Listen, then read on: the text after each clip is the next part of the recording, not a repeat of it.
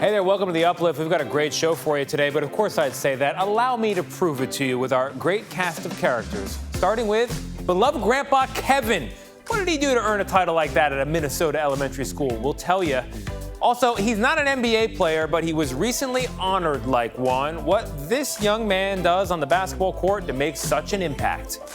Plus, a UCLA student makes history. We'll tell you how. And Rob Gronkowski, the Gronk, shows up at a school with a big surprise. We'll tell you what he did. That's ahead. And another surprise from another great athlete, LeBron James. All that plus our most heartwarming videos of the week. You're watching The Uplift.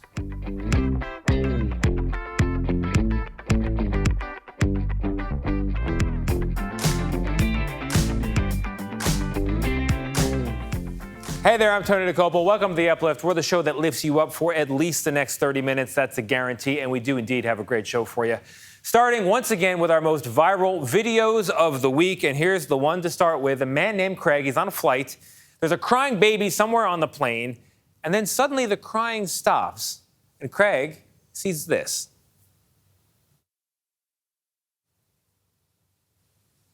Another passenger playing peekaboo with that discontented little one. It made the crying stop, put a smile on Craig's face. He shot the video, and it has since put a smile on the face of thousands of others. Peekaboo, peekaboo. All right, moving on to our next video. A mom named Nikki captured this next shot, and she's very glad she did. Mama, mama, mama. What? Did you say mama? That is daughter Millie saying mama. Mom Nikki there calls those not milestones, but Millie-stones. Doesn't get much bigger than the mama milestone. Very cool. All right, now to our next video. You might notice here there's a woman crying while everyone else in the picture is celebrating. After 42 rounds of chemo, 23 blood transfusions, and 865 days of fighting leukemia, little Henry there got to ring a bell at Children's Hospital at Erlanger in Chattanooga, Tennessee. Why? Because he is now cancer-free. You can see it on his T-shirt. Beat cancer and all I got was a lousy T-shirt. Pretty good T-shirt, actually. Congratulations, Henry. Lovely. All right, last day of school is always a year of, or a moment of excitement. But the kids at the I Promise School in Akron, Ohio, had their excitement lifted to a whole new level when this happened. Say, LeBron James! LeBron James!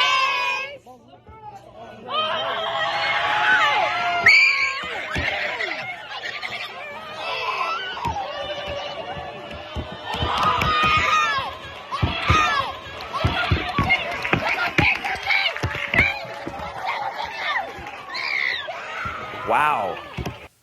He is big, isn't he? The I Promise School was created with the LeBron James Family Foundation and Akron Public Schools. The mission is to help the most at-risk kids and families in his hometown of Akron. Look at that. That's very cool. All right, now to another pro athlete who surprised the school. This time, that pro athlete, Rob Gronkowski. He's a big guy who came to school with a very big gift. CBS Minnesota's Mike Max has the story. The students at Hopkins High School were called out of class for an assembly. It was going to feature a surprise guest. There's rumors that some athletes coming in, big time athletes, so we're thinking probably Paige Beckers. Then he entered, as in Gronk.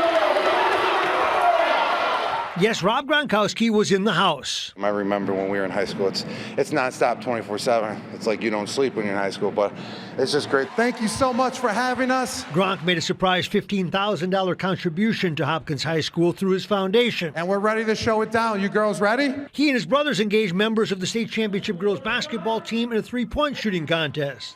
He hit from midcourt, matched by the Royals' Kelly Boyle. It's really cool, it's cool to especially, use that platform and come here and, put some smiles on people's faces. It ended with Gronk in the end zone, a spike, and then the stands empty as they rushed the floor. And the day was complete. A reminder, you never know what you will see when you go to school. Seeing one of the best tight ends to ever play the game in our school 5 feet away from me is ridiculous. It's crazy. You never know what you're going to see when you come to school. Never. Happy I came. Watching that, you definitely get the impression that the Gronkowski might still be hanging out with those kids. That would be the next viral video, maybe next week on the Uplift, who knows? All right, coming up, we'll talk to a 105-year-old about her secret to a long, healthy life and what her daughter says made her different than most other moms. Plus, he's not an NBA player, but he was recently honored like one. What this man does on the basketball court to make such an impact.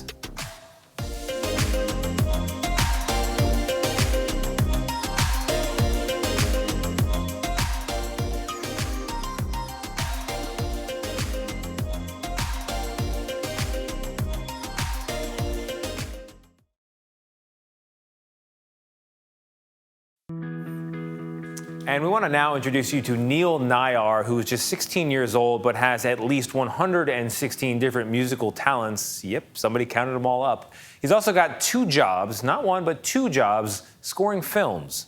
CBS Sacramento has his story. I'm Neil Nayar, and I can play 117 instruments from around the world.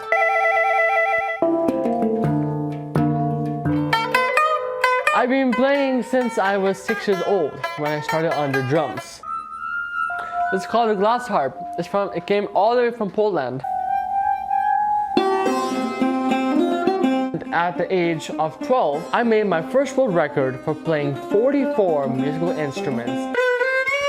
I practiced my music 8 hours a day.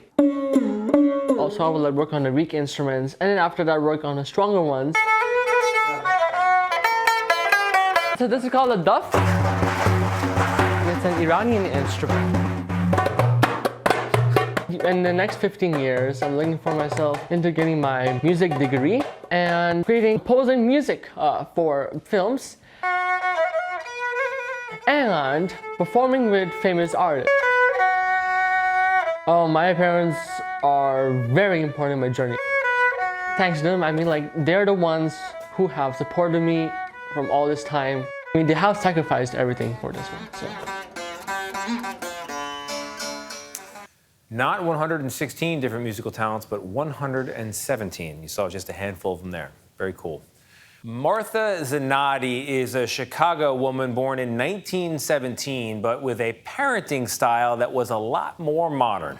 For her birthday, Martha reflected on her long life and reaching the milestone age of 105. Here's CBS Chicago's Jim Williams. We suppose it is hard to wrap your mind around turning 105 years old. I'm kind of flabbergasted. I don't know how to feel. Should I feel happy? Should I feel wild and woolly?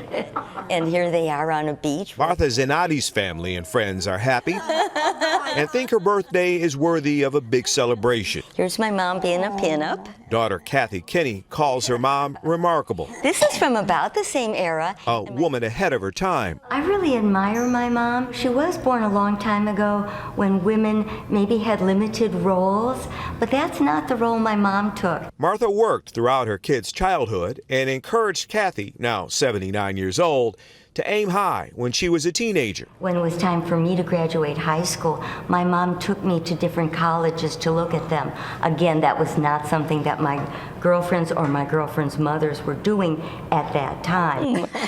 Martha has done everything doctors suggest for a long, fruitful, and healthy life. In her later years, she traveled extensively. She learned to play the guitar and the organ, and as an older student, studied philosophy in college. And, you know, Mom said it herself, curious. She's very curious. Physically and mentally active. This is the last thing that I was going to show. She remains devoted to what they call the Friendship Club at her Northwest Side church. Well, one day back in the winter, it was very, very cold outside, and we didn't think everybody was going to come to our meeting, and we almost canceled it. But in walked Martha. I think she was 103 at that time. They were taking glamour shots even then. Still, she has mixed feelings about these recent milestone birthdays. I didn't want to be 100. You didn't? No. Why? I don't know why. It just sounded old. I didn't want to But you're young at heart and young in spirit. Yeah, I think I have that. And you can see what a cute couple they made. And so we join her loved ones in saluting Martha Zanotti. 105 years old today, an example for all of us. I can't believe it. They're so generous, and it makes me very happy and thankful. You've probably heard of comfort dogs, but what about comfort chickens? Can I interest you in one of those? Becky Medina is hoping the answer is yes. She brings her pet chicken, Gracie, to work with her at Willow Wind Assisted Living. That's in Prescott, Arizona. And she brings Gracie along as a comfort animal. And there she is at work. The seniors look forward to Gracie's visits. Many of them grew up on farms, so they're familiar with chickens. And it gets the residents out of their rooms, and apparently it's a very calm chicken, as chickens go. As for Becky, she said she was worried about becoming a cat lady, so she became a chicken lady instead, and she raises them, providing her comfort and all of them. Sweet story. All right, you can check out more of our heartwarming stories on Facebook. That is facebook.com/upliftnews. Coming up, a man who is making history at UCLA. And after a battle with cancer, Kevin McCarthy is back to being a foster grandpa. What is that and what does it entail? We'll show you, we'll explain. All that coming up.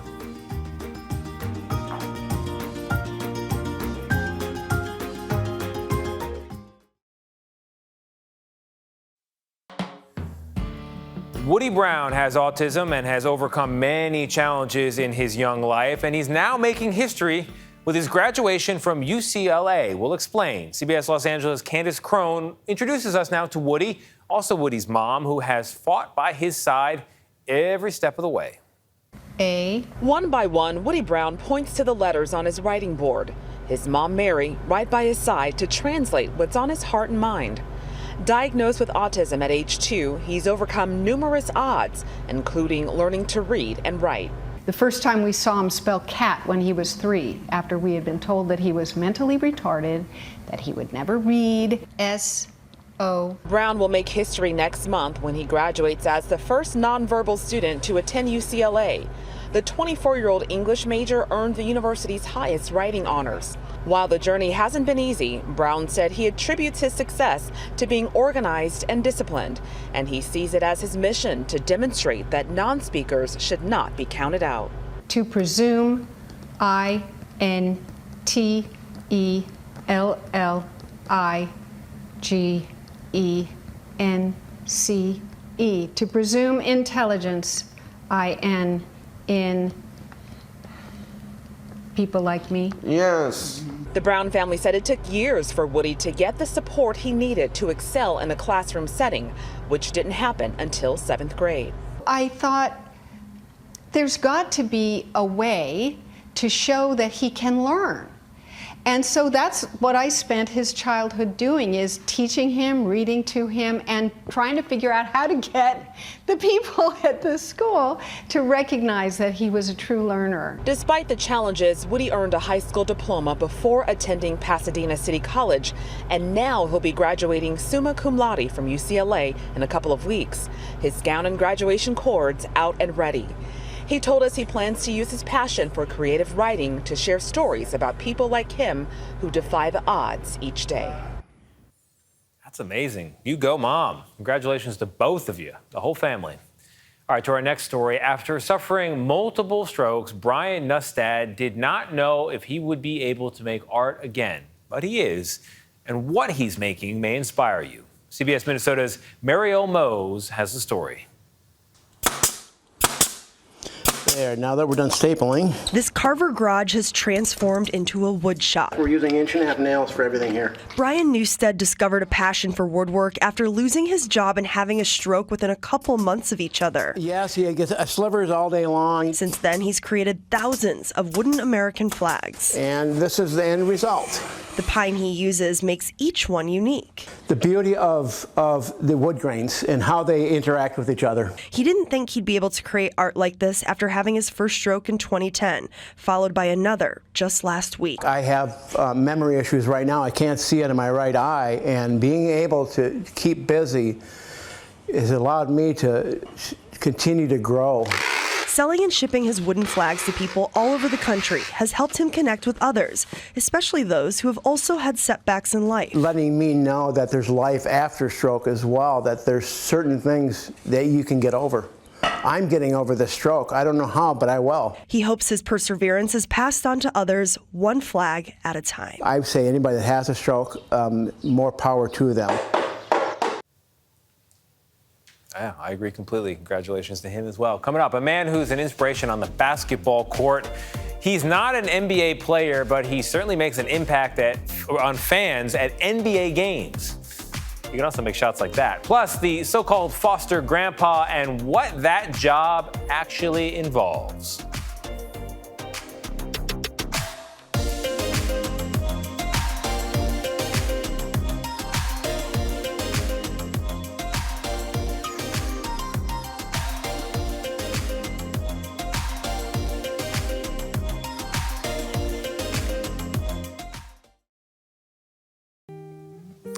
Foster parents do incredible work, and foster grandparents, well, they do too. It's a role that Kevin McCarthy plays at Pine Meadow Elementary.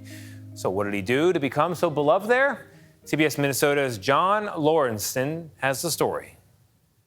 Kind of like being a big family, you know. Today is Kevin McCarthy's first day of school, or at least his first day back. How you doing? After months of cancer treatments. He's actually been a foster grandparent at Pine Meadow Primary School for years. After a while, you get to know everybody. When his wife died 6 years ago, Kevin was feeling alone. We missed you. So when he found out the school was looking for volunteers, he didn't hesitate. Do you expect to like it as much as you've liked it? No, I thought it would be more of a chore, and it wasn't at all. It was just every day, you know, when you leave, you feel good. It's mostly the best game I ever played, and it's really fun. Splash. Before cancer, Kevin could get to 11 classrooms in a day, helping first grade teachers in all kinds of different ways. Like you saw when he got here, everyone was like, "Oh, Grandpa Kevin!" You know, he's a fixture here, and he's a big part of what we're doing here. So, yeah, the kids benefit greatly from everything he does. He's really nice, and he's kind of funny. He's nice, and I like playing games with him. Kevin has logged 8,000 volunteer hours since 2016, providing countless math and reading lessons, as well as life lessons. During a time like this, those might be the most valuable lessons of all. They don't miss much at all. People just kind of, think that they don't know what's going on, and they know what's going on. How are you guys doing? So for these kids, he's more than just a volunteer. He's Grandpa Kevin. I probably get more out of it than the children do. Definitely not a chore. Grandpa Kevin doing good work there. Kids love him for it. All right, going to a basketball game can get you hyped up and excited. And one man with Down syndrome has made getting people hyped up and excited his job. That would be Hunter Peterson. He's part of the Milwaukee Bucks hoop troupe, which helps get the crowd amped up before games. He's become such an inspiration to others that he was recently awarded a very big honor. Caitlin O'Kane has that story. If you go to a Milwaukee Bucks game, you may be greeted by Hunter Peterson, a member of the hoop troupe. Hunter takes his job of amping up the fans very seriously, and he's become an important member of the team since he joined about 3 years ago. Hunter had seen an ad on the television news that they were auditioning dancers for a new dance team for the Milwaukee Bucks. Hunter wanted to try out for it, so we went and tried out, and I don't think he felt that comfortable because many of the dancers were professional dancers. So I had an idea, and I went and reached out to a friend of mine on social media, Alex Lasry. And I sent a note to Alex saying, have you ever thought, has the team ever thought about adding someone with special needs to their entertainment or their performance teams? And the next thing I know, Alex sends a note back that says, we're going to make this happen. Since then, Hunter has made a big impression at the games, even catching the eye of an NBA All-Star, the Greek Freak. He singled Hunter out and walked over to the sidelines and gave him his game-worn shoes, and that was just the coolest thing. And Hunter is 25% Greek, so that made it even more special that his yaya was looking down on him that day, getting the shoes from the Greek Freak. But more importantly, he's made an impression on people in the stands. I actually got an email message from a mother of a child with Down syndrome who shared with me that when her child saw Hunter there, she became all excited, and because she saw someone who looked like she did, working for an NBA team. So Hunter is an excellent role model for the special needs community.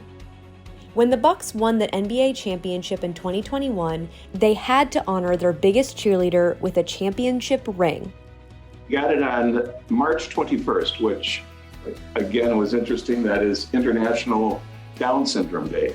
So one of the other fun things Hunter got to do was after they won the championship last July, and there's all the partying on the floor and the confetti flying everywhere and the players taking pictures, Hunter got to lay on the floor and do snow angels in the confetti. Yeah. Wasn't that fun? Yeah.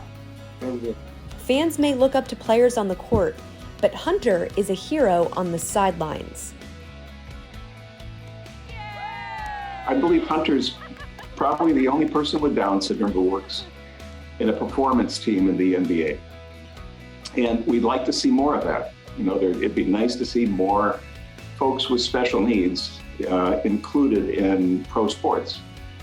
But it's pretty darn neat that Hunter that he had the ambition and wanted to do this himself. And he loves his job. We're very proud of him. Mm-hmm. He has the ring, so what does Hunter want to do next? He wants to work for the 414 crew, which is the Milwaukee Bucks dancers. Yes. Is that it? Yeah. That's what you want to do next? Yeah, I love it. I would not count him out. Whatever he wants to do, I'm sure he can get it done. That is our show. I hope it brightened your day and lifted you up. I'm certain it did. And if it didn't, you know what I always say, watch it again. Second time is free. We'll see you next week on The Uplift with more good news stories to brighten not only your day, but your week, maybe even your month. Call it a year.